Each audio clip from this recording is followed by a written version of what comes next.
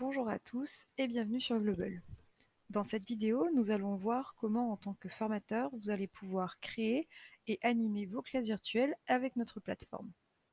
Sachez qu'il faudra déjà dans un premier temps vous créer un compte pour pouvoir utiliser au mieux la classe virtuelle. Si vous êtes aussi créateur des salles, nous aborderons en fin de session la partie administration des salles. Si vous êtes simplement formateur et non créateur des salles, il faudra que l'organisateur vous communique le lien de la salle dans laquelle vous devez animer votre session et qu'il vous nomme dans le rôle de présentateur avec l'email du compte que vous avez créé. Nous nous trouvons actuellement dans une salle de classe virtuelle Global. Elle va se composer donc de chaque personne qui est représentée par une bulle. Donc actuellement, nous sommes 2, donc vous voyez 2 bulles. Nous serions 10, vous auriez 10 bulles autour de la table. Table qui est en fait l'espace de contenu ici sur lequel on va pouvoir partager différents types de contenus. Une salle de classe virtuelle globale n'a pas qu'une seule table, elle en a plusieurs. Cela va vous permettre de faire par exemple des sous-groupes. Donc, lorsqu'on dézoome, alors là je l'ai fait avec la molette de ma souris, mais si j'utilise le plus et le moins qui se situent en bas à droite, je vais pouvoir aussi dézoomer dans la salle et me rendre compte qu'il y a plusieurs espaces de travail, avec à chaque fois une table. Dans une salle de classe virtuelle globale, on va pouvoir rentrer jusqu'à 40 participants. Lorsque ces 40 participants se connectent pour la première fois ou quand ils cliquent sur le lien pour rentrer dans celle-ci, on tombera sur la table centrale, qui est la table principale, et sur laquelle sont disposées autour 8 tables qui sont des tables de sous-groupe. Sur ces tables, on pourra aller jusqu'à 10 personnes pour pouvoir avoir la meilleure interactivité possible.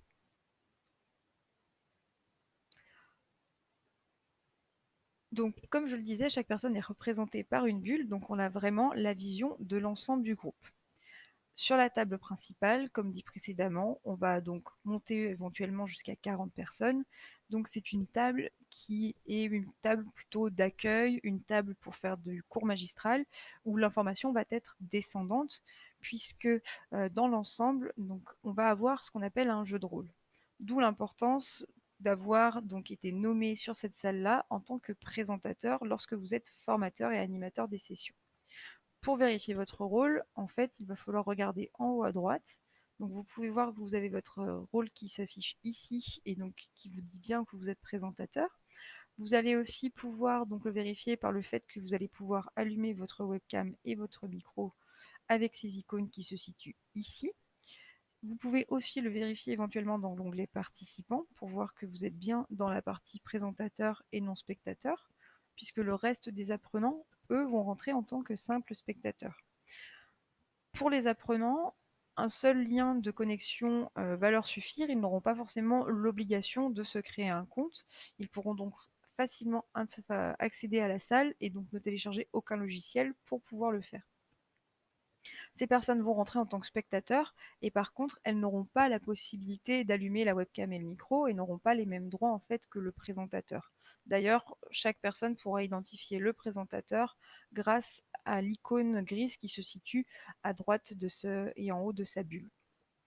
Pour identifier d'ailleurs sa bulle, on verra aussi qu'un halo bleu se trouve autour de l'avatar, donc la photo de profil.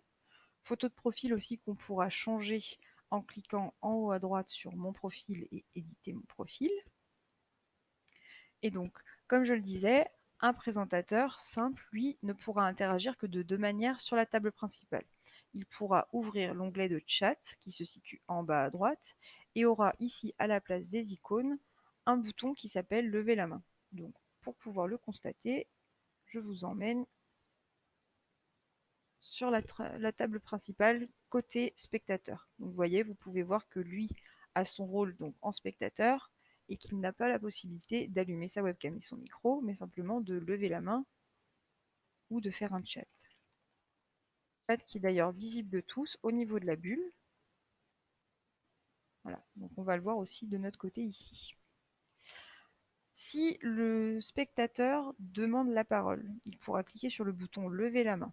Il y aura alors une icône qui va apparaître à côté de sa bulle, qui sera aussi visible de tous, et qui vous permettra, vous, en tant que formateur, de savoir que la personne souhaite, par exemple, prendre la parole. Vous pouvez par exemple utiliser le lever la main en début de session pour demander à chaque personne si elle est prête, si elle vous entend. Donc là, ça sera plus un indicateur pour voir si l'ensemble du groupe est prêt. Et vous pourrez aussi donc l'utiliser au cours de cette session pour demander par exemple qui souhaite prendre la parole pour se présenter en premier, si l'on reste sur la table principale pour faire le tour de table par exemple. En fin de session, vous pourrez par exemple à la fin des sous-groupes faire revenir tout le monde autour de la table principale et donc demander aux personnes qui souhaitent prendre la parole pour restituer par exemple un exercice. Donc là, vous avez pu le voir, l'icône a disparu.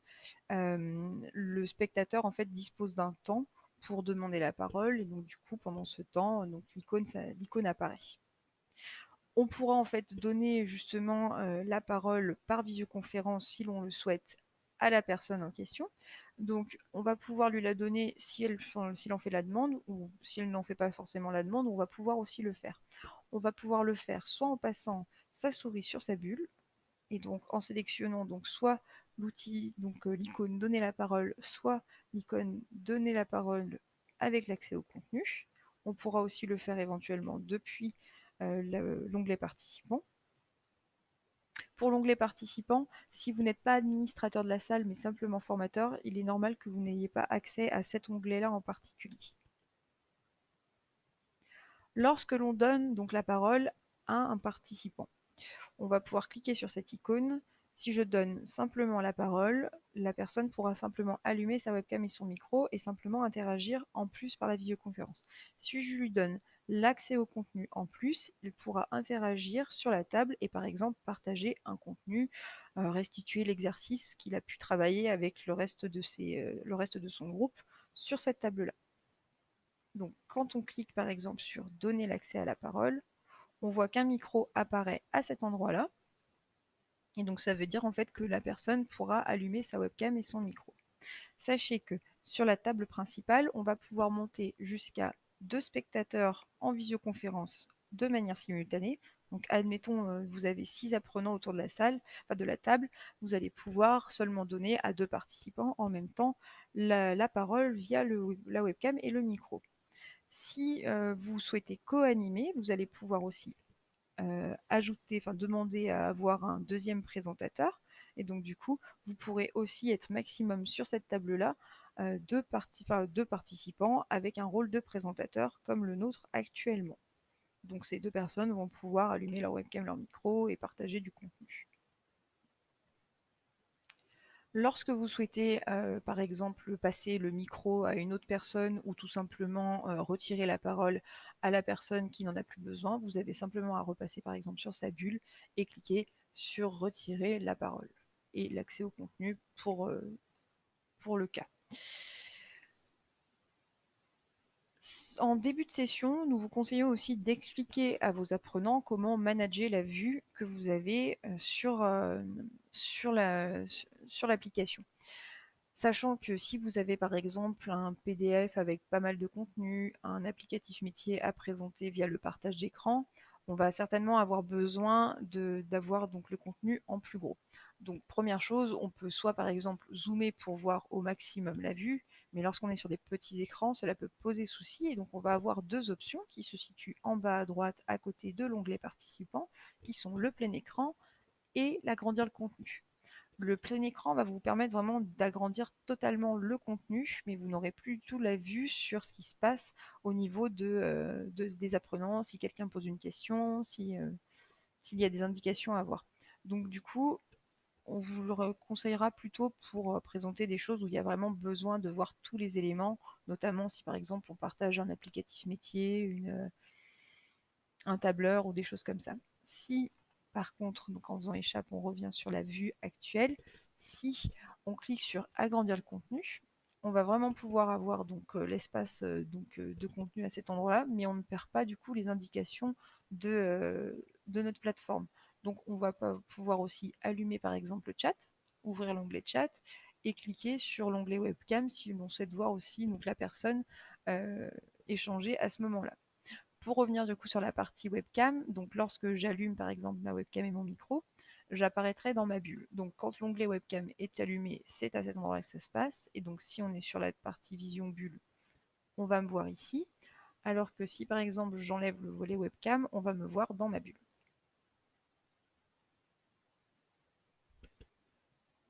Si je ne souhaite pas forcément allumer ma webcam, je vais aussi pouvoir tout simplement désactiver à cet endroit-là la webcam et simplement garder par exemple le micro. Un indicateur qui va pouvoir par exemple aussi être intéressant, notamment sur la table principale, c'est le capteur d'audience. Comme tout le monde ne peut pas allumer sa webcam et son micro, vous avez besoin de savoir peut-être par exemple au milieu de votre présentation si tout le monde est encore en train d'être attentif. Vous pouvez voir que la bulle de notre apprenant est grisée. Euh, pour, le, pour la présentation, j'utilise le même écran et je passe d'un écran à un autre. Donc lorsque je suis sur la vue de mon apprenant, la bulle de mon apprenant donc se dégrise puisque tout simplement je suis sur cet onglet-là. Si par exemple en revanche je reviens sur ma vue à moi, on va voir donc que l'on a quitté l'onglet de l'apprenant et donc l'apprenant va se griser. Donc, pour donc un exemple plus concret, cela veut dire que si vos apprenants sont en train, par exemple, de passer sur un autre écran, ou si ils sont en train de chercher quelque chose sur leur ordinateur, s'ils sont passés sur la lecture d'un mail ou autre, la bulle va se griser. Le capteur est à prendre quand même avec des pincettes, puisqu'on ne sait pas forcément ce que la personne est en train de faire, et notamment si on est sur, par exemple, un double écran, on peut tout à fait suivre la présentation sur l'écran de gauche et, par exemple, prendre des notes sur l'écran de droite, donc on a toujours la vision sur la présentation.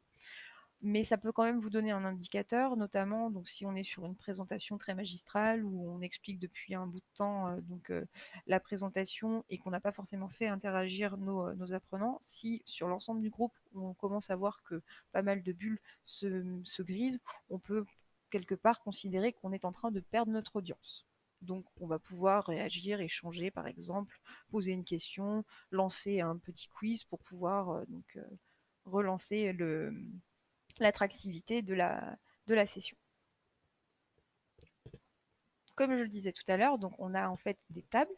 Sur ces tables, on va pouvoir partager du contenu. Donc sur notre table principale, il faut avoir tout simplement les droits pour le faire. Donc c'est soit si vous êtes présentateur, soit vous êtes spectateur avec le droit d'accès au contenu que vous aurez donné au préalable que vous allez pouvoir le faire. Si vous passez donc votre souris sur la table, vous allez voir que vous avez plusieurs éléments. Quand on clique sur le plus, on va retrouver les différents éléments qu'on va pouvoir partager. Donc pour l'instant, à savoir du document, le partage d'écran, de la vidéo, soit par YouTube, soit par le player vidéo. Si on souhaite partager du document, sachez que à cet endroit-là, vous avez aussi ce que l'on appelle la bibliothèque personnelle. Cela veut dire que si vous avez déjà téléchargé en amont des présentations dans votre bibliothèque, vous allez pouvoir simplement, en un clic, les partager n'importe où, soit dans la salle, soit dans d'autres salles. Si par exemple vous devez animer votre session de formation sur plusieurs salles différentes au cours de la semaine, vous avez simplement à télécharger tous vos documents dans votre bibliothèque et ensuite passer de salle en salle éventuellement pour les préparer. Donc quand on veut partager un document, on va cliquer sur le document en question pour pouvoir le partager s'il est déjà chargé dans la bibliothèque. S'il n'est pas téléchargé, on va cliquer sur charger un fichier et récupérer par exemple une image qu'on va donc charger au niveau de la bibliothèque.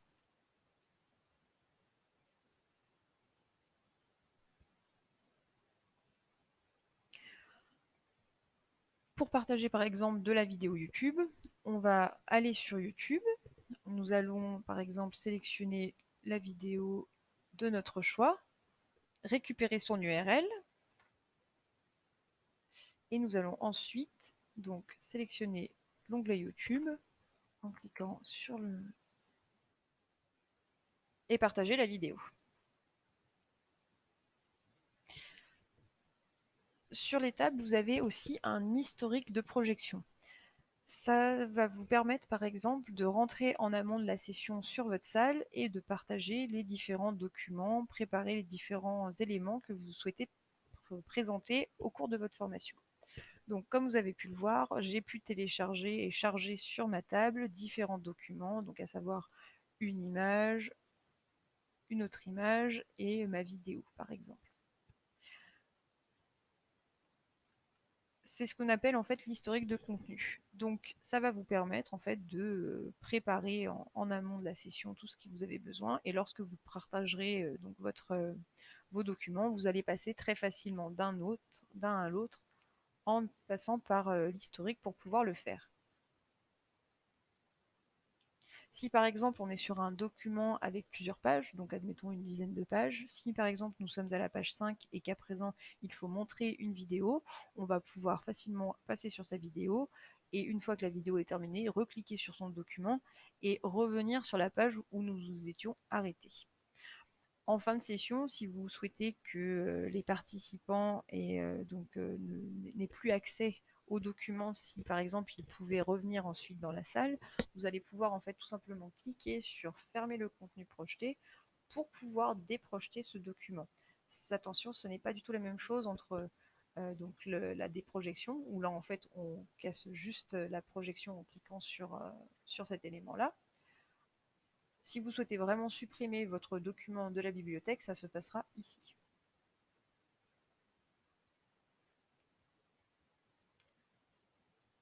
Mettons, je remets ma capture d'écran. Si j'ai besoin, par exemple, sur un document de montrer un élément, je vais pouvoir utiliser aussi le partage de clic de souris. Donc, je le sélectionne. Je peux éventuellement aussi changer la couleur. C'est par exemple si on est plusieurs personnes à co-animer la session de présentation, on va pouvoir en fait chacun choisir la couleur que l'on souhaite pour pouvoir pointer le document. C'est par exemple si vous donnez donc la parole à votre élève et que vous lui demandez de pointer l'élément que vous souhaitez sur le document, il va pouvoir lui aussi, avec l'accès au contenu, il va aussi pouvoir en fait partager son clic de souris et vous montrer ce que vous souhaitez. On va pouvoir aussi zoomer dans un document. Le clic de souris va aussi pouvoir se faire aussi sur un partage d'écran. Et enfin, donc sur cette partie-là, vous allez en fait avoir la possibilité de bloquer ou d'autoriser le téléchargement. Cette option est valable seulement sur la table principale. Lorsque vous cliquez, donc par défaut, tous les documents sont en téléchargement bloqué. Si vous autorisez le téléchargement, cela veut dire que vous allez donc autoriser toutes les personnes qui sont autour de cette table à télécharger celui-ci. Vous pouvez aussi d'ailleurs de vous-même télécharger le document. Si donc on est sur notre vue élève, actuellement je n'ai pas autorisé le document. Donc quand notre élève qui n'a pas les droits d'accès au contenu passe sa souris donc sur la table, vous voyez qu'ici il n'y a rien du tout, il ne peut pas télécharger le document.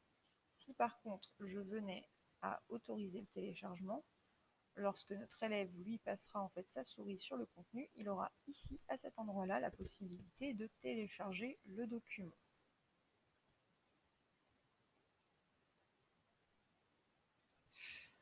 Enfin, dernière petite chose, si vous n'avez pas de document à montrer ou si vous souhaitez tout simplement mettre en avant vos apprenants qui restituent un contenu, vous pouvez par exemple projeter vos webcams. Donc là, par exemple, je vais me projeter. Si vous êtes par exemple deux animateurs, vous allez pouvoir vous projeter à deux. Si nous sommes donc sur la table principale et que vous avez aussi donné l'accès aux visioconférences à deux autres élèves, ces deux autres élèves aussi auront la possibilité d'être projetés. Pour pouvoir projeter, il faut absolument avoir le droit de partage de contenu. Cela veut dire qu'avec un élève qui aura simplement le donné la parole, lui-même ne pourra pas se projeter ou se déprojeter. A l'inverse, sur les tables donc, de sous-groupes sur lesquelles nous allons aller ensuite, toutes les personnes vont devenir présentateurs et toutes les personnes auront aussi ce droit de donc ce droit de partage de contenu. Ça veut dire aussi qu'ils pourront eux-mêmes se projeter ou projeter les autres ou déprojeter. Et comme je le disais, vu qu'on va pouvoir monter jusqu'à 10 personnes en visioconférence sur les tables de sous-groupe, on pourra monter jusqu'à 10 personnes en fait en projection sur la table. À présent, donc pour vous expliquer comment fait-on en fait pour pouvoir donc faire des sous-groupes. Donc déjà, première chose, vous allez inviter tous vos apprenants à dézoomer dans la salle avec le moins. Vous aurez pu éventuellement constituer auparavant via un mail les sous-groupes en disant donc par exemple telle personne vont faire partir du groupe numéro 4 et iront sur la table numéro 4. Vous pouvez aussi par exemple le faire simplement par la voix à la fin de la présentation d'accueil par exemple en disant bah voilà donc Julien vous irez par exemple sur la table 5 avec telle personne. Lorsque vous dézoomez, il faut savoir que la bulle elle est movible. Donc, vous ne pouvez pas bouger la bulle de vos apprenants, c'est eux-mêmes qui vont devoir le faire. Donc, il va falloir expliquer comment on déplace sa bulle. Lorsqu'on clique et qu'on maintient le clic, on va pouvoir déplacer, comme si on le faisait par exemple avec un dossier sur le bureau de son ordinateur, on va pouvoir cliquer et glisser la bulle sur la table que l'on souhaite. Donc là, par exemple, on va inviter notre apprenant à le faire, et donc notre apprenant va cliquer sur cette bulle. Donc, éventuellement, on va dézoomer, donc, par exemple avec la molette de la souris ou avec le moins qui se situe en bas, et va tout simplement en fait venir rejoindre la table. Et là, comme vous pouvez le voir, à cet endroit-là, maintenant, j'ai mon comme je suis sur la vue élève, ma vue élève est devenue un présentateur.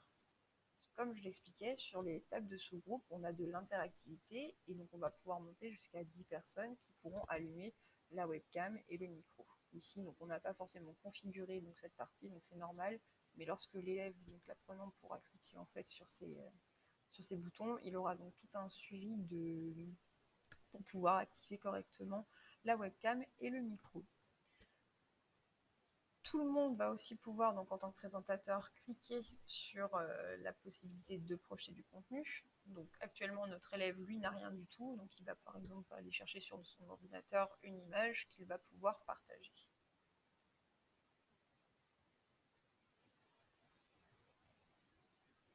Voilà. Donc je vais repasser sur la vue formateur pour continuer la présentation. Sachez que donc sur une table, lorsqu'on a la possibilité de manipuler le contenu, cela veut dire que tout le monde va pouvoir faire certaines choses en même temps. Donc tout le monde va pouvoir par exemple partager le clic de sa souris, tout le monde va pouvoir accéder à l'historique de contenu pour pouvoir partager par exemple un autre contenu. C'est quelque chose à expliquer à l'ensemble de vos apprenants pour éviter qu'il y ait de la confusion lorsque certains partagent du document. Si par exemple tout le monde va pouvoir aussi accéder à la déprojection des contenus. Pour la partie document, sachez que comme je l'expliquais auparavant, la possibilité de télécharger le document ou non est valable seulement sur la table principale, puisque ici, comme tout le monde a les mêmes droits, tout le monde pourra télécharger le document. À présent, nous allons plutôt aborder la partie administration. Donc cette partie, elle est plutôt valable, elle est valable surtout pour les personnes qui sont créateurs de salles. Si vous êtes créateur de salles, déjà, sachez que pour créer vos salles de classe virtuelle, vous devez avoir un abonnement. Et donc, quand vous cliquerez sur créer un live stage, vous pourrez ensuite créer votre salle à partir d'ici. Et donc, simplement nommer votre salle et valider. Une fois que vous avez créé votre salle, vous allez pouvoir faire plusieurs choses dedans.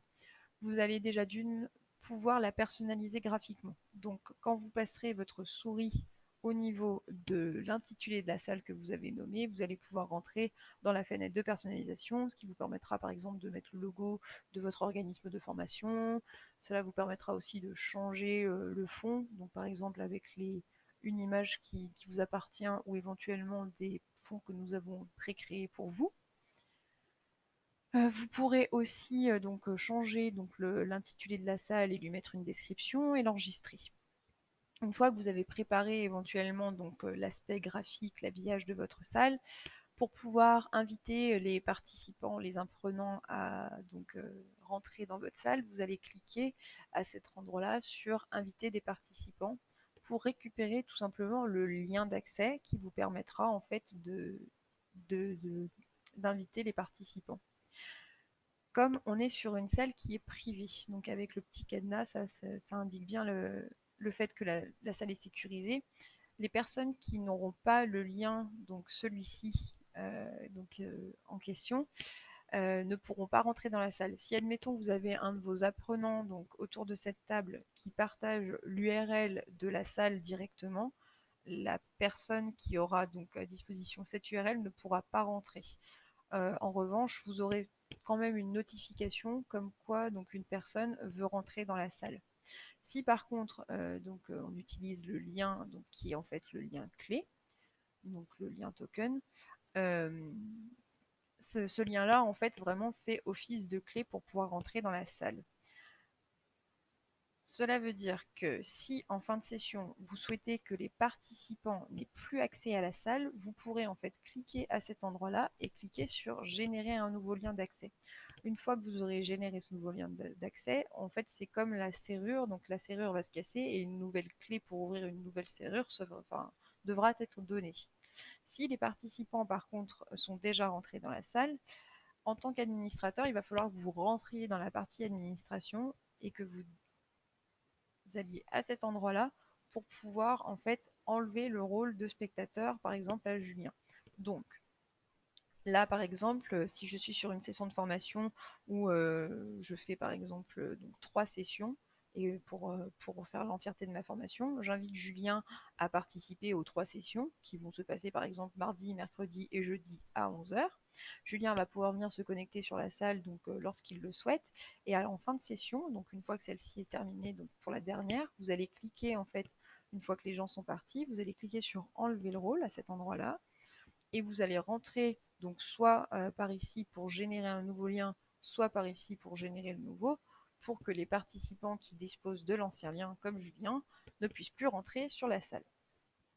Si vous êtes un créateur de salle, mais que vous n'êtes pas forcément animateur de celle-ci, vous allez devoir en fait donner, comme je l'expliquais en début de session, le lien de connexion à votre formateur. Donc pareil, vous lui donnez en fait le même lien.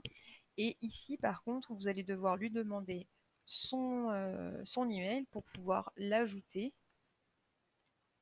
en rentrant tout simplement donc l'adresse email de la personne en question pour pouvoir ensuite pour qu'elle puisse prendre son rôle dans cette salle. Si vous souhaitez rajouter un administrateur, ça sera la même chose. Vous pourrez cliquer ici pour ajouter. La personne qui dispose d'un compte global aura juste à vous communiquer l'email sur lequel elle s'est créé le compte pour pouvoir en fait tout simplement l'ajouter sur la partie administrateur. L'administrateur, donc, il va pouvoir, donc, comme je l'expliquais, récupérer le lien clé de la salle, donc le lien qui peut vraiment permettre de rentrer dans la salle. Il va vous permettre aussi, donc, il va pouvoir personnaliser graphiquement la salle. Et il va aussi pouvoir ajouter et donner des rôles à certains. Et enfin, dernière chose, il va pouvoir lancer les enregistrements des sessions. Donc, lorsque l'on passe en tant qu'administrateur sa souris sur la table, on a 3 petits points qui se situent en haut à droite. Ces 3 petits points-là vont me permettre de lancer l'enregistrement sur la table en question. Un point que je n'ai pas forcément expliqué auparavant, c'est que chaque table est indépendante. Donc, si un groupe se trouve sur la table numéro 4 et qu'un autre est sur la table numéro 5, les deux groupes ne communiquent pas entre eux. Cela veut dire que si on est en train de discuter d'une chose et qu'on est en train de parler d'une autre sur la table numéro 4, on n'entendra pas ce qui se passe et on ne verra pas non plus les chats, puisque le chat, lui, va vraiment être simplement commun à la table sur laquelle on se situe. Le chat est public. Donc on va cliquer sur les 3 petits points et on va donc cliquer sur enregistrement pour lancer l'enregistrement.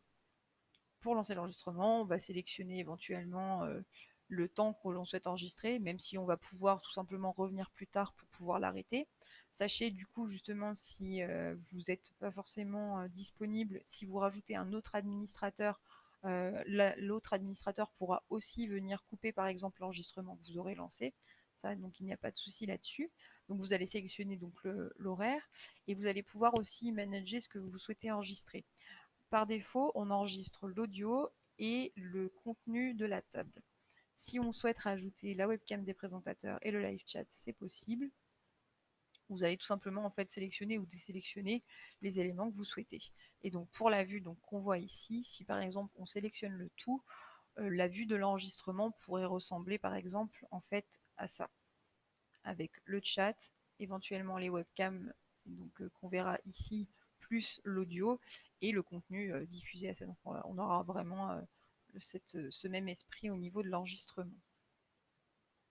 Si ensuite vous avez besoin de récupérer l'enregistrement, on va aller donc sur notre tableau de bord. Donc vous pouvez y accéder aussi par ici depuis le Live Stage. Dans votre tableau de bord, vous allez en fait rentrer dans la salle en question où vous souhaitez, vous allez en fait sélectionner la salle sur laquelle vous avez fait l'enregistrement, cliquez sur enregistrement pour pouvoir récupérer celui-ci. Donc pour l'exemple, je vais juste vous montrer une autre salle. Donc voilà, on va pouvoir en fait récupérer les enregistrements une fois qu'on les aura arrêtés en cliquant donc sur l'enregistrement en question. Et donc deux choses, soit vous avez donc l'accès administrateur, soit l'accès public. Vos enregistrements vont être par défaut en accès administrateur. Donc l'accès administrateur, ça veut dire qu'il n'y a que vous ou les autres administrateurs de la salle en question qui vont pouvoir aller à cet endroit-là et visionner la vidéo. Vous allez pouvoir la télécharger. En revanche, si vous souhaitez la diffuser sur la salle, vous allez devoir la passer en accès public. C'est quelque chose qui est tout à fait réversible à tout moment. Donc confirmer pour pouvoir obtenir le lien en question de partage. On copie le lien et donc on va pouvoir revenir sur notre salle pour pouvoir partager à cet endroit-là dans le player vidéo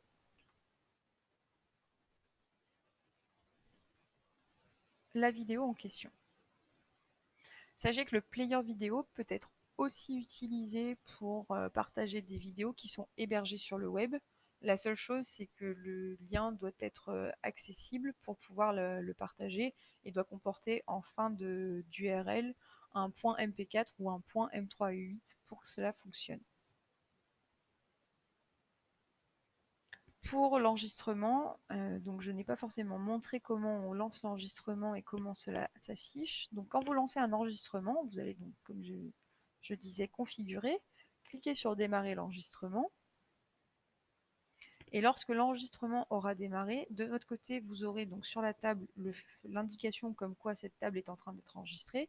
Et pour l'ensemble des participants, un point rouge apparaîtra ici à droite pour spécifier que l'enregistrement est en train de se faire. Vous direz donc, vous ou l'autre administrateur en fin de session, arrêter l'enregistrement. Pour cela, vous cliquez sur arrêter l'enregistrement, donc soit à cet endroit-là, soit à cet endroit-là. À cet endroit-là, vous pourrez aussi modifier la durée si, admettons, vous avez mis 2 heures et que vous vous rendez compte que l'enregistrement va plutôt durer 3. Donc vous allez pouvoir à tout moment venir modifier la durée de l'enregistrement. Donc vous cliquez sur arrêter l'enregistrement, vous nommez l'enregistrement,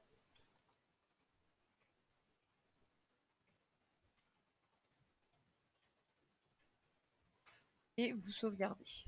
Et à ce moment-là, vous retrouverez dans le tableau de bord l'enregistrement qui vient de s'effectuer.